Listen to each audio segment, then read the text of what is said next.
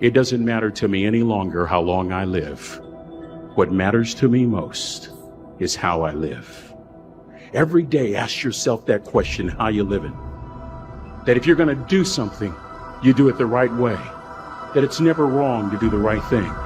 That how you do anything is how you do everything. The biggest poison in us is regret. Bad decisions, hasty decisions, too fast, and affects the next 20 years of your life because you made the wrong decision. What makes us make these fast decisions? Fear? Let the fear of regret fuel you to take action today, now.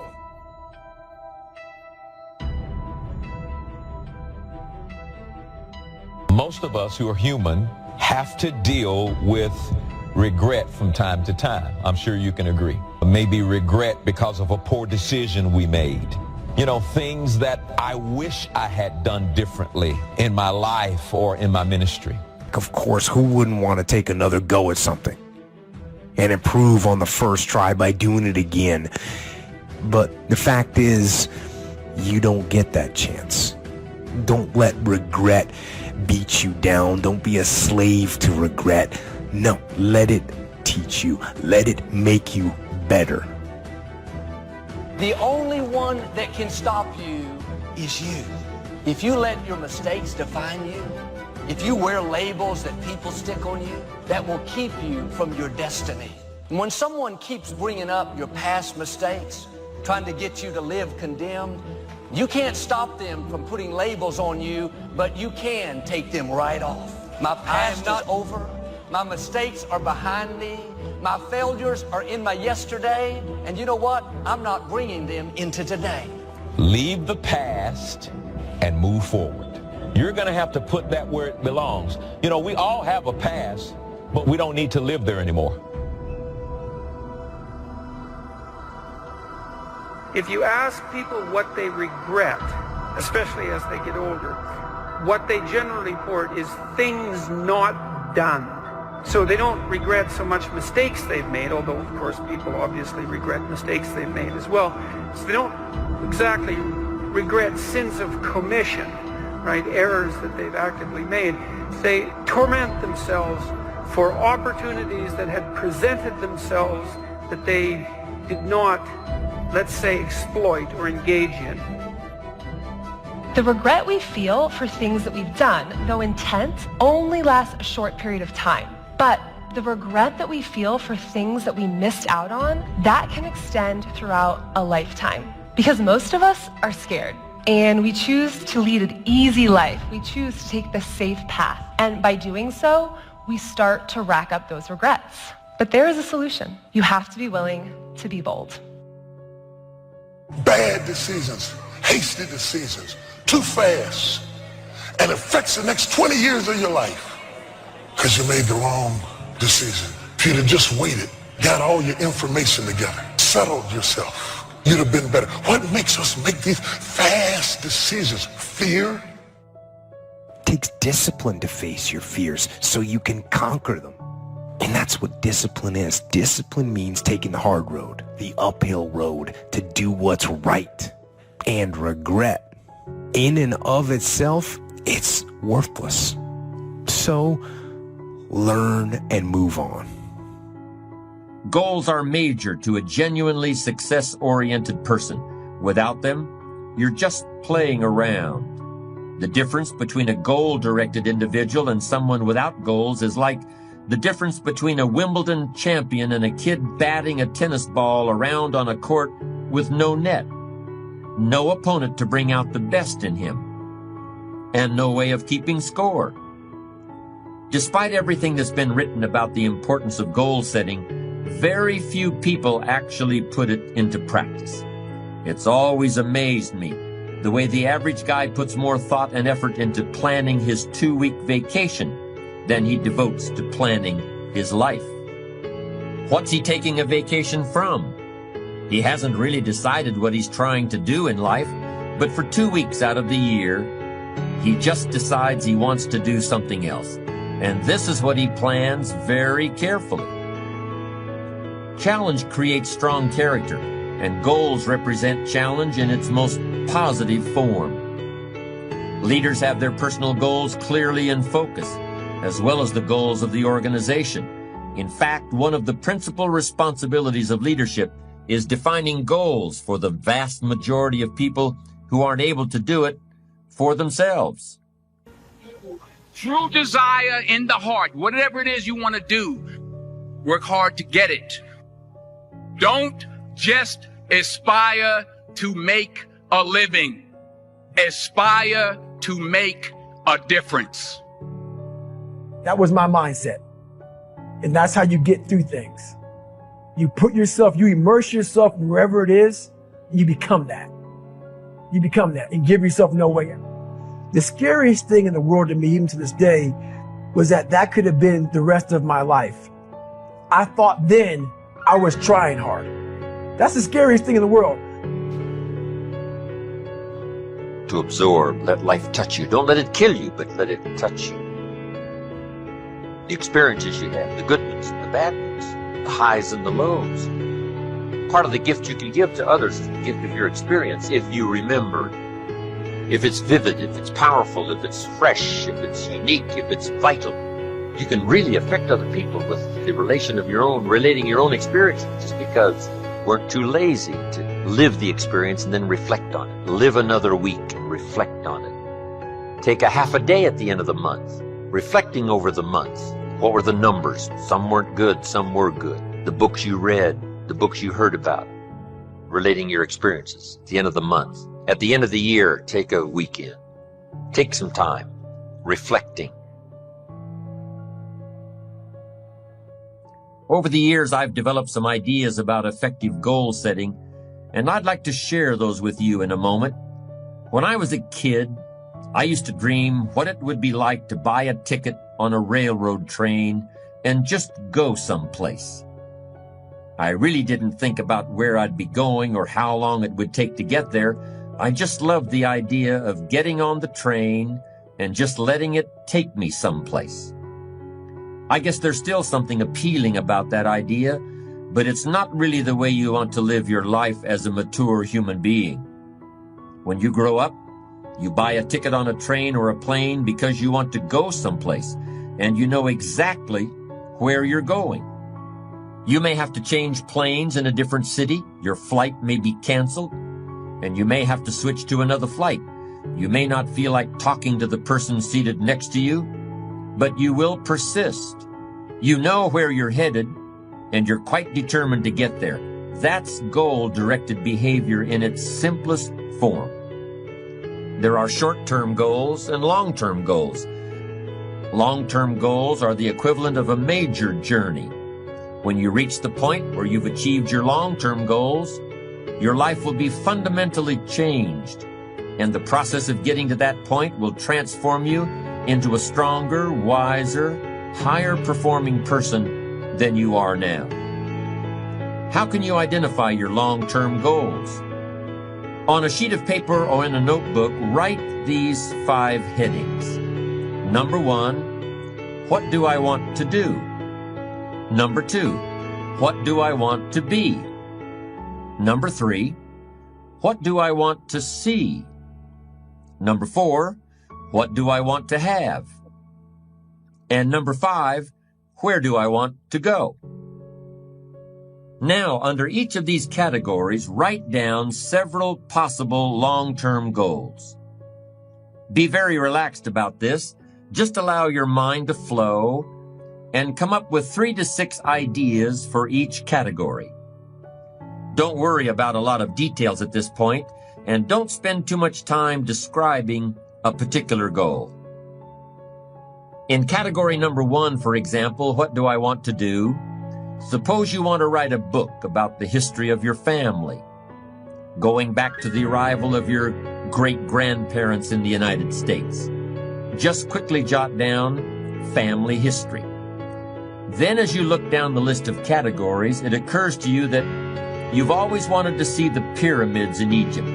So you write pyramids. Keep writing down ideas as long as the list of categories continues to inspire you. You'll probably be surprised at some of the things that turn up. You may have kept a great many desires and aspirations hidden in the back of your mind, but the opportunity to write them down will move them to the forefront of your consciousness. That's one of the benefits of this technique. When you're satisfied with your list of long-term goals, read through the list once again. Then, beside each item, write the number of years that you believe it will take you to achieve that particular goal. For example, you may estimate that it will take you 10 years to research and write the book on your family history. But you'll need only 5 years to get yourself into a position where you can take a trip to the pyramids. Create a time frame like this for every one of your long-term goals. Immediate goals, those that will take less than a year to achieve, are important too, of course, and we'll deal with those separately in a moment.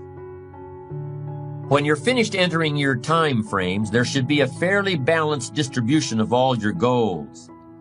If there are many 1- and 3-year objectives, but only a few in the 10-year category, maybe you need to think more about what you really want your life to add up to. What kind of life you really want to build over the long run. But if there's a preponderance of 10-year goals and relatively few of the shorter-term variety, this may be an indication that you're putting things off, that you're focused too much on where you'll be at the end of the day and not enough on what you can accomplish right now. Keep working on your list, adding and subtracting goals with various time frames until you've created a more or less even distribution. Be the best. Lifelong personal development and the commitment to personal excellence requires tremendous dedication, discipline, and willpower. It is often the case that we know what we need to do, but we lack the courage to take the risks that accompany trying anything new. Instead, we make excuses for inaction. The great thing about excuses is that no matter what happens, excuses are always there waiting to be used.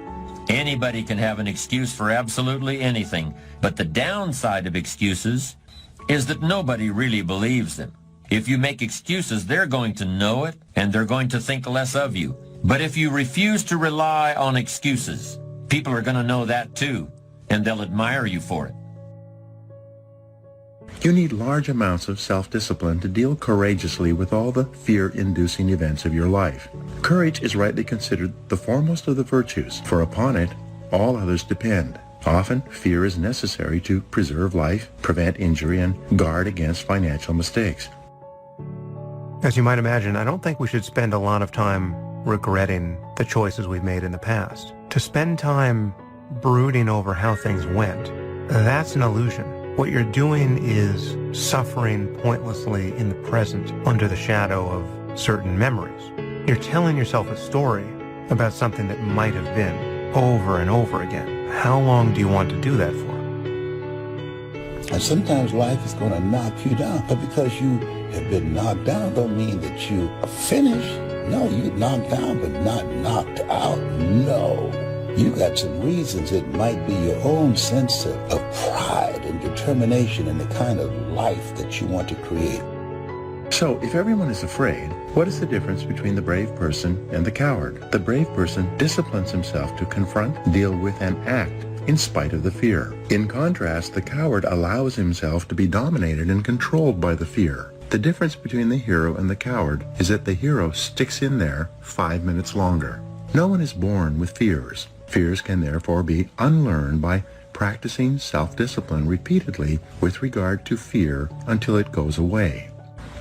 The most common fears that we experience, which often sabotage all hopes for success, are the fears of failure, poverty, and loss of money. These fears cause people to avoid risk of any kind and to reject opportunity when it's presented to them.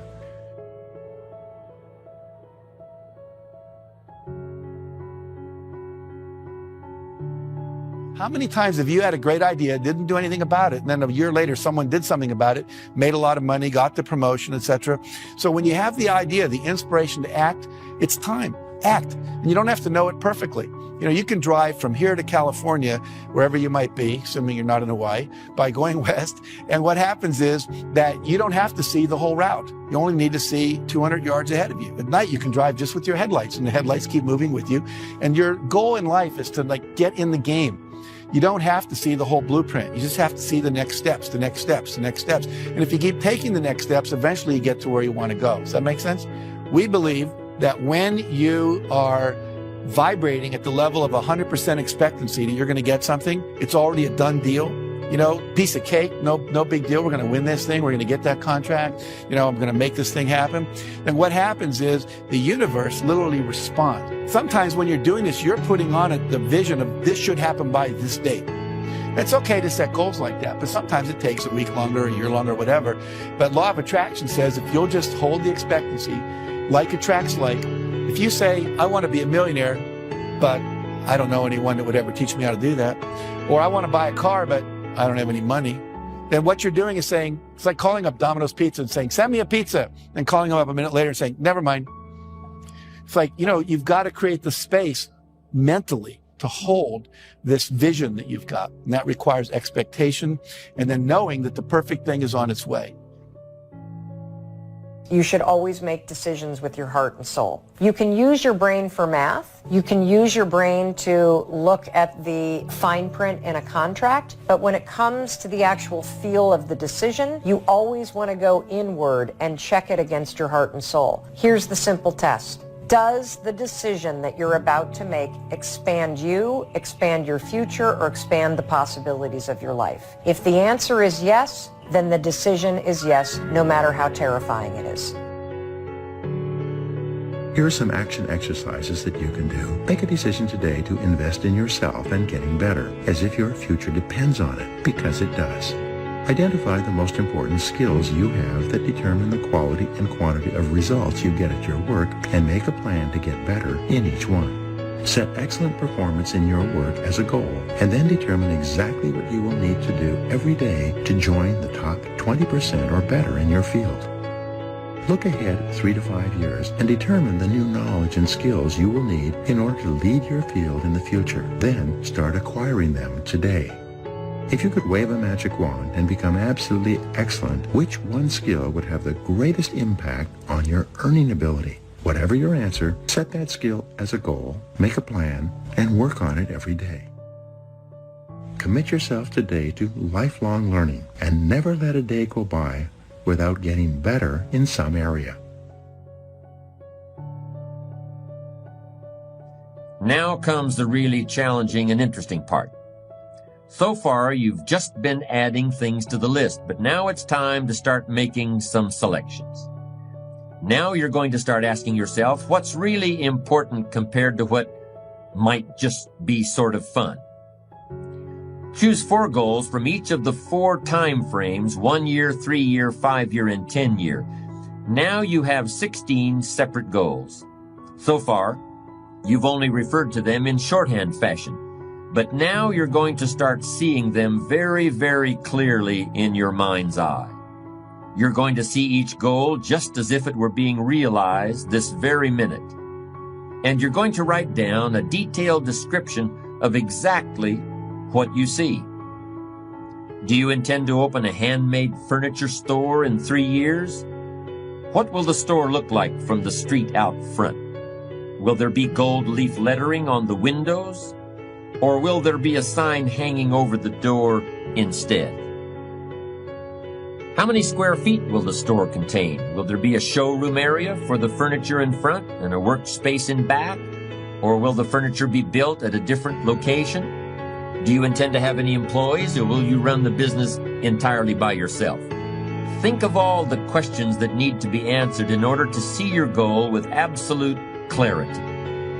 Review what you've written at times, and keep track of your progress toward these objectives. Above all, persevere. Goal setting is a very important first step, but goal achievement is a continuous, lifelong process. That's what makes it so challenging. That's also why it's so extremely rewarding to finally attain your long-term goals. With regard to immediate goals, those that require anywhere from a day to a year to achieve, I recommend creating lots of objectives that can be accomplished in a month or less. Write them down.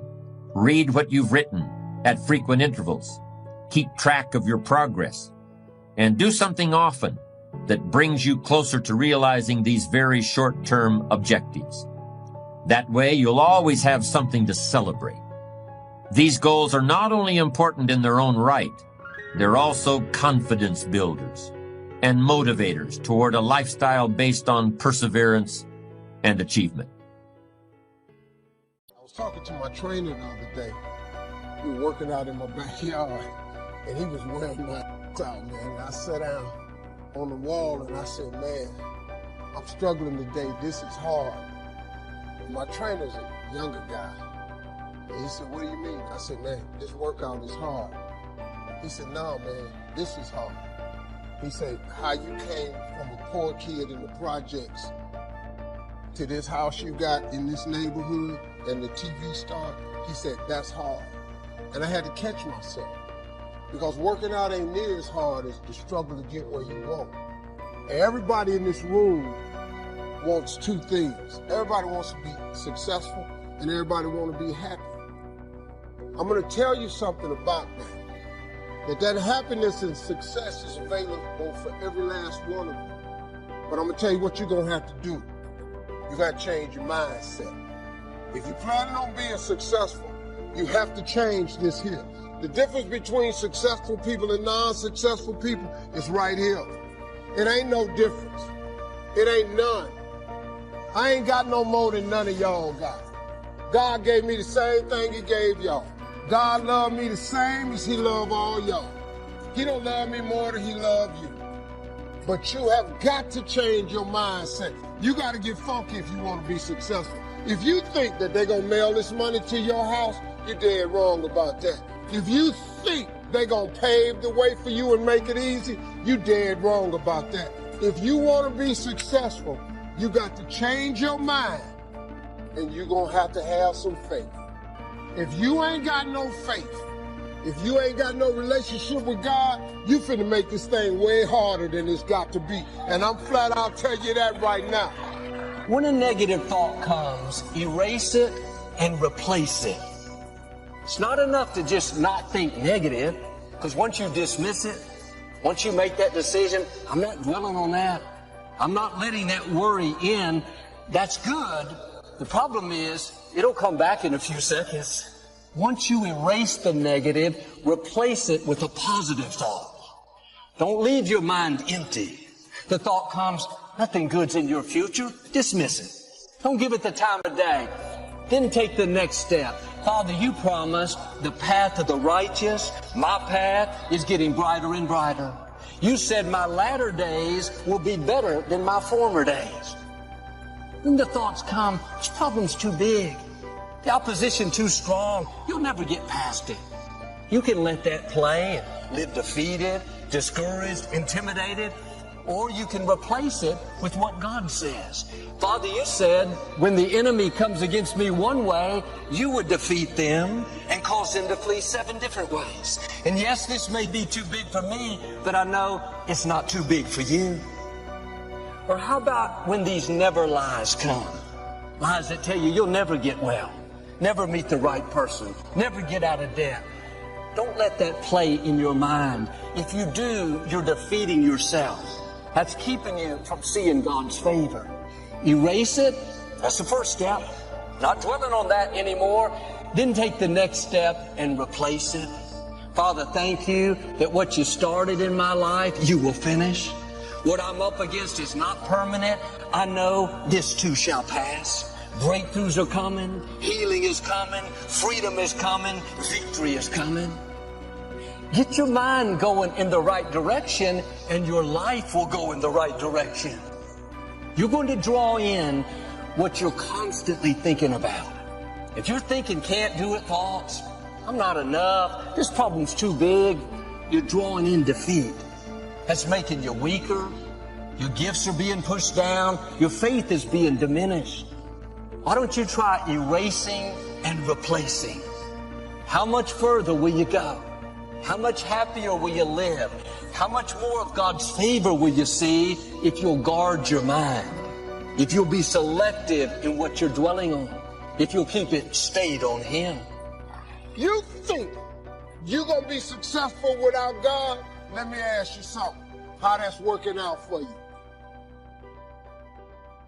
I am here to tell you that you can come from nothing and become something. But you're going to have God. Now, you can come up with another way, but there ain't a book out there on the market how to make it without God. It's 1,000 books about faith and how to make it with God. You're not going to make it without it. You can short circuit your ticket by just putting some faith in God. The two most important days of your life is the day you're born and the day you discover why. All you have to do is uncover this gift that God gave you at birth, the one that He created in every living soul. He never created a person that He didn't give a gift to. All you got to do is uncover that gift that He gave you and start using it. The Bible says your gift will make room for you. Have got to make some decisions in your life. But you got to tie it to this gift. Your gift is the thing that you do the absolute best with the least amount of effort. That's your God-given gift. He didn't hide it from you. He didn't put it under the rocks. He didn't hide it in the ocean. You don't need no map to find it. God put it right here when He made you. All y'all are gifted at something. The Bible says your gift will make room for you and put you in the presence of great men. That's a scripture. That ain't a theory of mine. See, I ain't got but one gift. I have the ability to take information and transpose it into comedy immediately. I don't even have to think about it. I don't even have to, it's just what I do. I don't practice it. It just come natural to me. You've seen people who open their mouth and they just sing. They can just sing. And I don't care how hard you rehearse, you can't sing like that. Too many times we're trying to do things only in our own strength, our own intellect, our own ability. That's going to limit us. God can see things that you can't see. He knows the right people who should be in your life. He knows where the danger is, where the dead ends are. God knows how to catapult you into your destiny. You have an advantage. Are you taking time for your daily bread? Sometimes we rush out of the house. I'm in a hurry. I don't have time today, Joe. I got to get to work. I live by this principle. Never meet with other people before you meet with God. If you'll take time to acknowledge God, say, God, I need you today. Lead me, guide me, keep me on the right path. Not only will your day go better, but God will keep you from making mistakes. The joy and depression cannot reside in the same space. So when you get down and you start thinking about how dark it is, I want you to remember everything your mother taught you that was good. And that replaced all the negative thoughts I was having. Because joy and depression cannot reside in the same space. Well, now, you got to take that concept and apply it to your life. If joy and depression cannot reside in the same place, when you get depressed and you get discouraged, you got to replace it with joy. And what more joyous than gratitude? What has God done for you? Didn't you wake up today? Ain't you still breathing? Don't you have some measure of health? Ain't you working? You may not have the car you want, but don't you have a car? Ain't you eating groceries today? You ain't homeless. Now, when you start tripping and you get depressed, you got to go into yourself and come up with some gratitude. Once you get grateful, you can't be discouraged and grateful at the same time. You cannot do it. It's time to do some house cleaning. You need to evict some tenants that have been living in your mind. The good news is you're in charge. They may seem bigger, stronger, more powerful, but you determine what stays in your mind. You need to tell fear you're evicted. You're not welcome here anymore. I'm not living afraid of what might happen. My future is in God's hands. Nothing can stand against Him. You need to tell worry, you've been with me long enough. Sorry, you've lost your lease. Tell doubt, your time is up. Got some new rules, you have to go. Tell insecurity, sorry, no more place for you. You're out of here. See you, I'm not going to be you. All that negative that's weighing you down, limiting your future. Why don't you serve some eviction notices? Keep your mind positive, hopeful, full of faith, expecting good things, believing to overcome, trusting God to do what only He can do. Here's what I've learned. When your mind is filled with the positive, there's no room for the negative.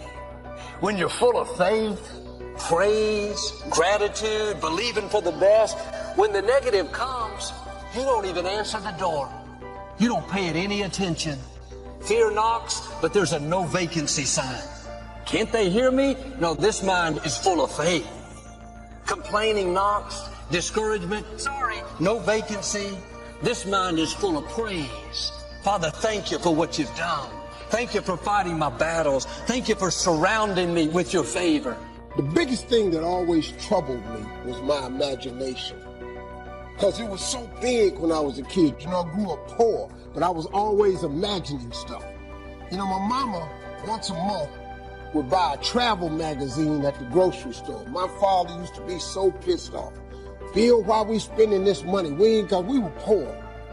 She said, Slick, we ain't got no money to take this boy nowhere.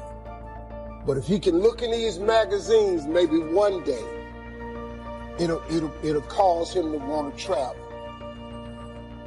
I've been to so many countries around the world because of that magazine. I just wanted to go see stuff. My mama had enough sense to plant that seed in me. It's like at Christmas time, we used to get in the car. My daddy used to take us to the suburbs so we could see the lights. And you know, we just drove around the lights. I was amazed at the suburbs because I would see these big houses with horseshoe driveways where you drove in and came out the other side. You know, in the hood, you pull in the yard and you back your ass back out. I did not understand who the hell that made these driveways where you can go in one side and come out the other. So I told my daddy one time we was riding, I said, Daddy, why don't we get one of them houses? He said, boy, I ain't got no money for that, but that's what I'm bringing you out here for. He said, one day you'll be able to get one of them houses. Let me explain something to you. Because of that right there, I've probably had in my lifetime now about 11 homes. I got 4 now in different states. Every house I own got a horseshoe driveway on. If the house ain't got no horseshoe driveway, I don't want it. Because I could not understand why we was backing our ass out this driveway. When they was living, they told me one time, they was sitting up watching TV. My daddy looked at my mama and said, Bill, he called my mama Bill, and said, can you believe that this little boy we had on TV? She said, Slick, I can't believe this. I used to send my daddy $5,000 a week.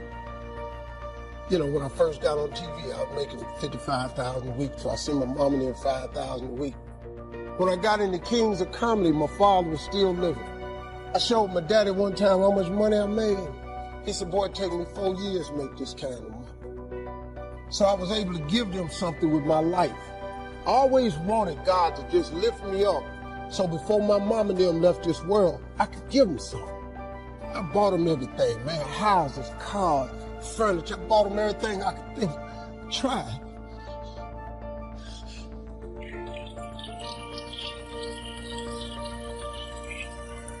And you know what's crazy now?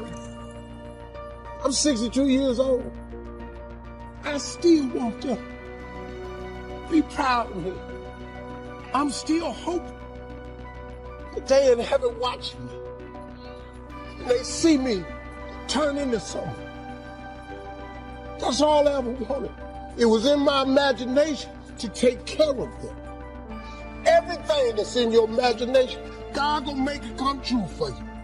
You just got to believe that. God make dreams come true. He take poor kids with speech impediments and put them all over TV. He take drug dealers and turn them into doctors. If God can do that for me, explain to me how he can't do it for you. You just got to believe, man. Don't ever give up and keep believing, because God is real.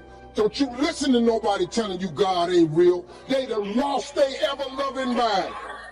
God is more real than anybody I know. If it wasn't for God, I wouldn't even be here today. It's easy to go through life thinking of all the reasons why we can't be successful, why we won't get well, why we'll never meet the right person. We look at our situations in the natural and think the odds are against us. I talked to a man that struggles with an addiction. He said, Joel, my dad had this same addiction. My grandfather struggled with it. The odds don't look too good for me. But as long as you think the odds are against you, you'll get stuck where you are. You have the most powerful force in the universe breathing in your direction.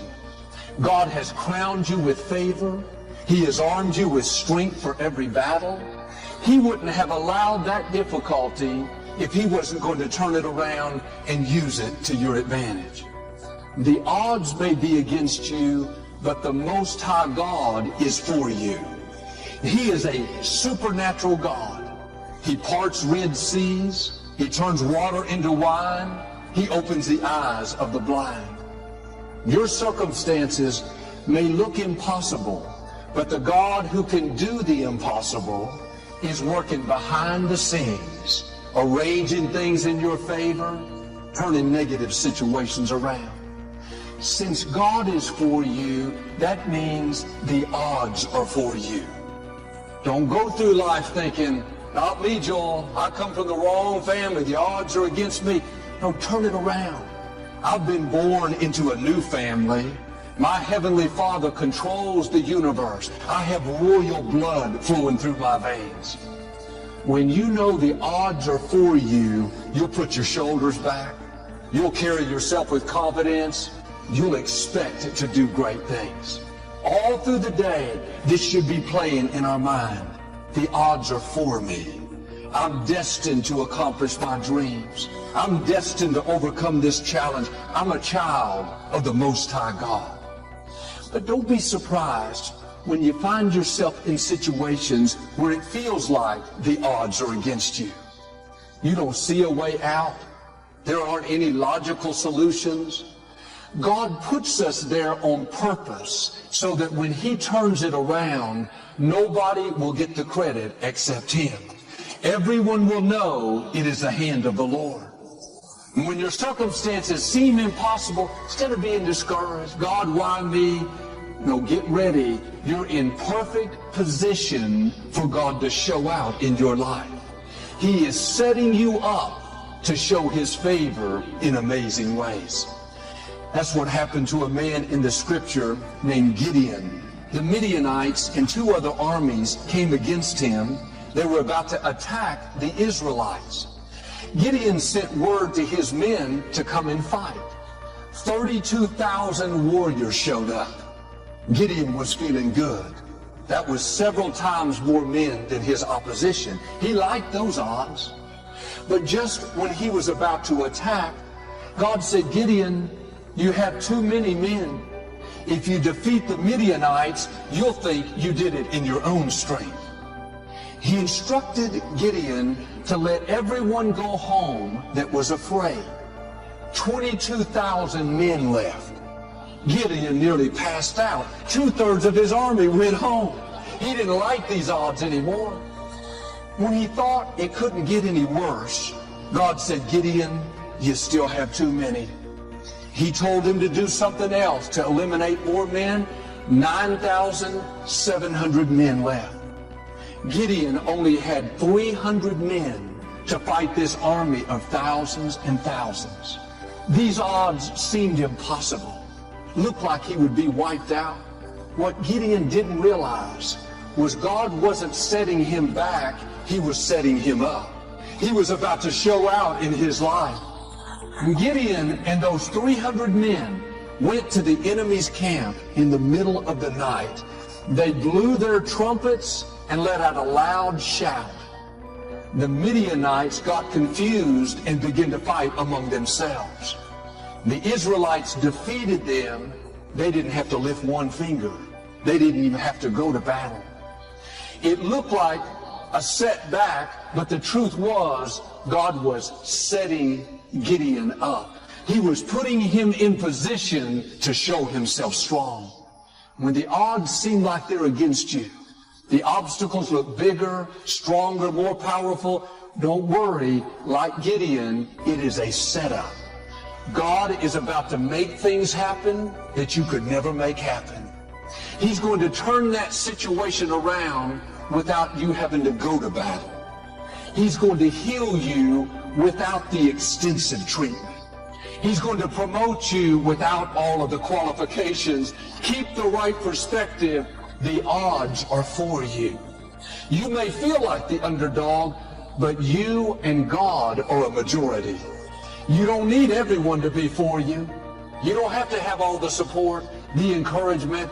You have the one that matters. The Most High God is breathing in your direction.